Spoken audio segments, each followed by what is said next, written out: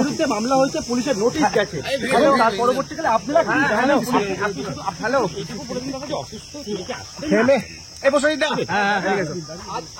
আপনি বললেন তিনি পার্টি অফিসে গিয়েছিলেন, আমরা দেখেছিলাম, মানে সেই বিষয়টা মানে কি হয়েছে হঠাৎ মানে তিনি কি অসুস্থ হয়েছেন? এখন কি বাড়িতে আছেন, বিছানায় আছেন, ঠিক আছে। তিনি আজ আসতে পারছেন না, করণ বাবু, অনুপত বাবু আজ আসতে পারছেন না। এরপরে আমি আর একটা কথাও বলবো না। বারবার বাংলা বলছেন কি বলছেন না, না আপনারা বলছি তো মামলা হয়েছে, সেই মামলার আপনারা কোর্টে জেনে নিন, আপনারা কোর্টে দ্বারস্থ হয়েছে, পুলিশের কাছে জেনে নিন অবশ্যই। কিন্তু যেহেতু আপনি এসেছেন, আমি এসেছি আপনাদের সঙ্গে কথা বলতে আসিনি আমি। না না হ্যাঁ, কিন্তু যে ঘটনাটাই ঘটেছে সেই ঘটনার পরিপ্রেক্ষিতে আমরা জানতে চাইছি। যা বলার বলুন। একটা ঘটনা ঘটেছে, আপনি নিশ্চয়ই দেখেছেন, এবং সেখানে সমালোচনা সরকার অনুব্রত মন্ডল করেনি, মিথ্যা, এআই এর মাধ্যমে করা হয়েছে, মিথ্যা, ফলস।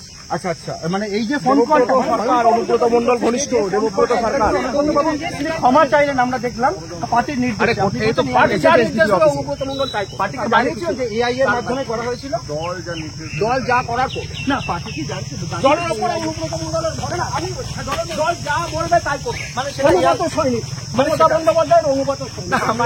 আমার বক্তব্য এআই এর মাধ্যমে করা হয়েছে, আপনি অবশ্যই অভিযোগ করলেন, তাহলে সেটা কি দলকে জানাননি? মানে এআই এর জন্য ক্ষমা চাইতে হলো, দল যা তদন্ত করা না আমি বলছি এআই এর জন্য অনুব্রত মন্ডল ক্ষমা চাইতে হলো, দল যা নির্দেশ দেবে তাই মানে দল বলেছে, যা বলেছে করে দল ক্ষমা চাইতে বলেছে, ক্ষমা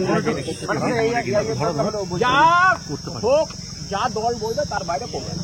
অনুব্রত মন্ডল দলের অনুগত সৈনিক, মমতা বন্দ্যোপাধ্যায়ের তিনি যা দল নির্দেশ দেবে তার বাইরে এক ইঞ্চি। থানার আইসি যে ভয়ঙ্কর অভিযোগ করলেন, সেটা সরকার দেখবে, পুলিশ প্রশাসন দেখবে। মানে এই অভিযোগ অডিওটা লিক কিভাবে হয়ে গেল, কি মনে হচ্ছে এই রেকর্ডিংটা লিক হয়ে গেল? এটাতে বিজেপি যুক্ত থাকতে পারে, দলের একাংশ যুক্ত থাকতে পারে, কে যুক্ত আছে এটাতে তদন্ত না হলে বলা যাবে না। আমার প্রশ্ন হচ্ছে, আদালতের দ্বারস্থ থেকে অনুব্রত মন্ডল হয়েছে? না, হবে না, যখন দরকার হবে তখন নিশ্চয়ই হবে, যদি প্রয়োজন হয়। মানে এই যে এআই অডিও আপনি যেটা বললেন, মানে এটা কি বিজেপি বলছেন? বললাম তো দুবার তো আমার বলছি তাহলে পুলিশ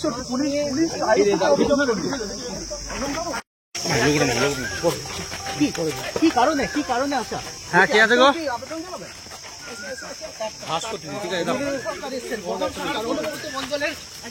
দাদা এই লোকটা নিয়ে আসো, লোকটা নিয়ে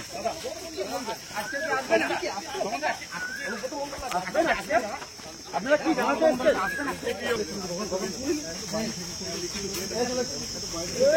আমি কখন থেকে বলছি